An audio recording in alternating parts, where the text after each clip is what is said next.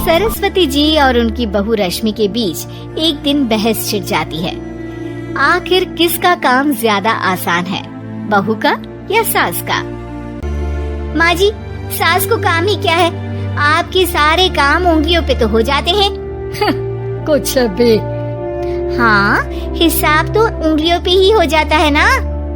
अरे बेटा, ऐसा सिर्फ अभी लगता है, जो मुझे करना पड़ता है ना वो तुझे करना पड़े तो समझ आएगा कि असली काम का पहाड़ कैसा होता है।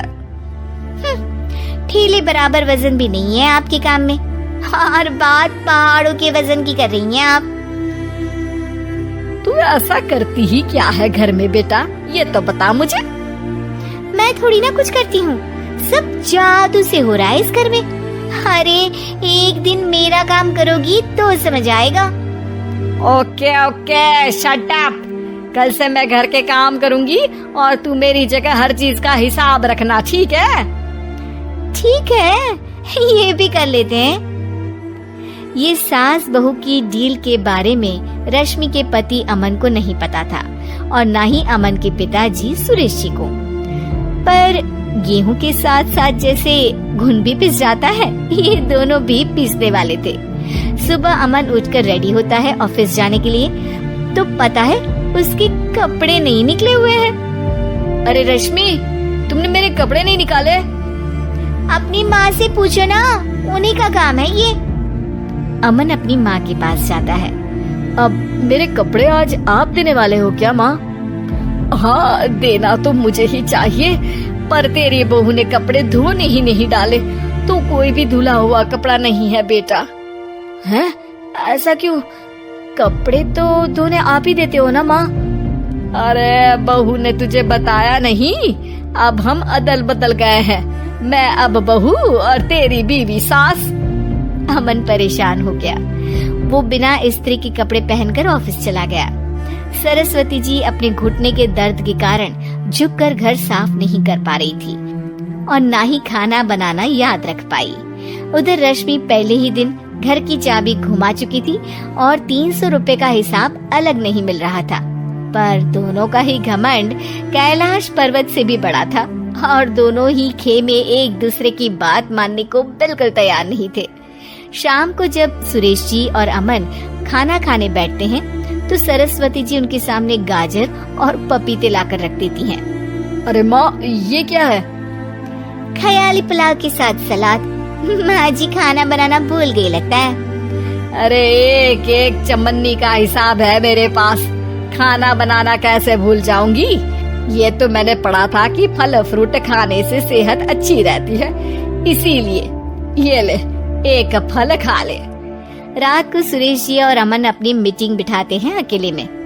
बाबूजी, इनकी लड़ाई के कारण ना हमें ठीक से खाना मिल रहा है, उल्टा घर के सारे काम रुक गए हैं। हाँ बेटा, 2 भैंसों की लड़ाई में बेचारे खेत के पौधों का भी नुकसान हो रहा है।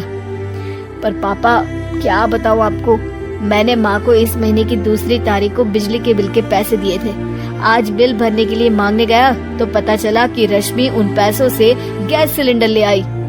अच्छा, तो सिलेंडर के पैसों का क्या हुआ? अब सिलेंडर के तो कोई पैसे नहीं थे बाबूजी, हमारे घर पर गैस की पाइपलाइन लगी है ना।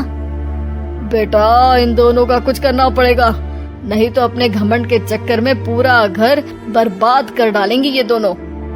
अमन और सुरेश जी काफी सोच विचार के बाद एक निष्कर्ष पर पहुंचते हैं।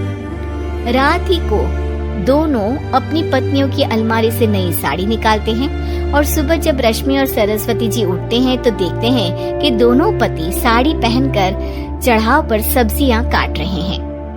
अरे ये सब क्या हो रहा है? क्या हो रहा है मतलब? आप दोनों अदल बदल हो सकते हो तो हम क्यों नहीं? अरे क्या मतलब? नहीं नहीं, मेरी भी बचपन से किसी की बहू बनने की इच्छा थी, तो आज से सरस्वती तुम बड़ी बहू, मैं मिडल बहू और अमन छोटी बहू। अरे लेकिन सब घर पर बैठ जाएंगे तो कमाएगा कौन? ये घर कैसे चलेगा?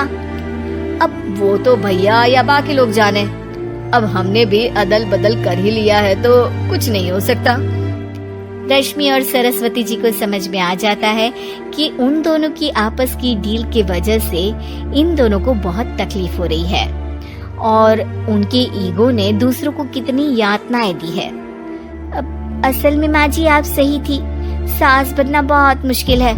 अरे हाँ बेटा, और तू भी, मुझसे तो नहीं हो पाया सब घर के काम, वापस बदल ले क्या? हाँ हाँ बिल्कुल माँ जी, और अब आप दोनों भी बदल लीजिए। कोई आ गया तो आप दोनों को देखकर क्या सोचेगा? अच्छा है, आप दोनों के समझ में ये बात तो आई। मैं फटाक से कपड़े बदल लेता हूँ। अरे रुक जा बेटा, एक फोटो ले लेती हूँ तेरी। मेरी बेटी होती तो तेरे जैसी ही दिखती साड़ी में। और मेरा फोटो नहीं लोगी?